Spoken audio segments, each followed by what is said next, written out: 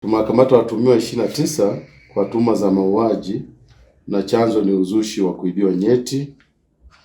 Ni kwamba Jeshi la Polisi mkoa wa Rukwa tunawashikilia watu 29 kufuatia tukio la mauaji ambalo limetokea kijiji cha Madibira, wilaya Kalambo, mkoa wetu wa Rukwa.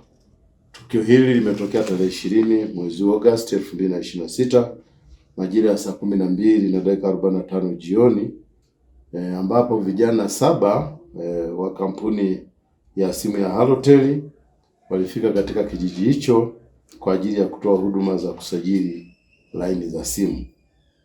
Vijana hao wakati wakiendelea na shughuli zao, kulitokea taharuki baada ya mwananchi mmoja anayeitwa Mpaji Simukanji kudai kuwa ameibiwa nyeti zake.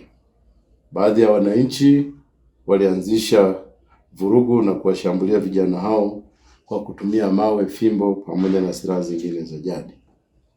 Kufuatia tukio hilo, kijana mmoja anaitwa David Amos Mwimanzi, miaka 22, mkazi wa kijiji cha Kasanga, wilaya ya Kalambo, aliuawa. Lakini vijana wengine 6 waliweza kujeruhiwa maeneo mbalimbali ya miili yao. Katika tukio hilo pia wananchi walichoma gari moto.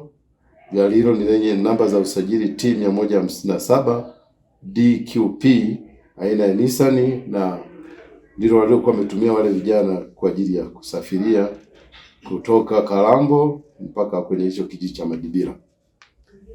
Uchunguzi unakamilishwa ili hatua nyingine za kisheria ziweze kuchukuliwa au kufuatwa dhidi ya hao watuhumiwa 29 tuliowakamata. Kufuatia tukio hili, Jeshi la Polisi tunatoa wito kwamba baadhi ya wananchi wanaochukua wenye tabia za kujichukulia sheria mkononi, lakini wenye imani hizi za kishirikina waziache, kwa sababu zinaleta madhara kwa jamii na hazina sababu zozote za msingi. Kama nilivyowaambia, kuna matukio mawili. Jingine ni kwamba Jeshi la Polisi mkoa wa Rukwa linapenda kutoa taarifa za watu wawili waliofikishwa mahakamani kwa tuhuma za mauaji ya bwana mmoja anaitwa Ferdinand Kefa Msakuzi mwenye miaka 50, mkazi wa Majengo hapa Sumbawanga. Watuhumiwa waliofikishwa mahakamani ni Michael John Bubinza ambaye aliwahi kuwa askari wa Jeshi la Polisi mkoa wa Rukwa, pamoja na Cyprian Manyo Pasco, dereva wa bodaboda, na wote hawa ni wakazi wa hapa Sumbawanga. Tukio hili la mauaji limegundulika tarehe 28 Julai 2026 majira ya saa 6 mchana katika kijiji cha Kisumba, wilaya Sumbawanga, ambapo mwili wa marehemu ulikutwa umetupwa vichakani. Baada ya uchunguzi muhimu wa awali kukamilika tarehe 19 Agosti 2026, watuhumiwa hao wawili walifikishwa mahakamani katika mahakama ya wilaya Sumbawanga na kusomewa shtaka la mauaji.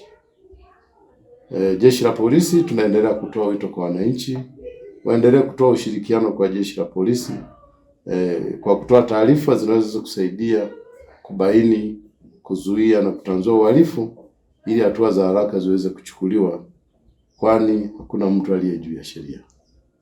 Asanteni sana.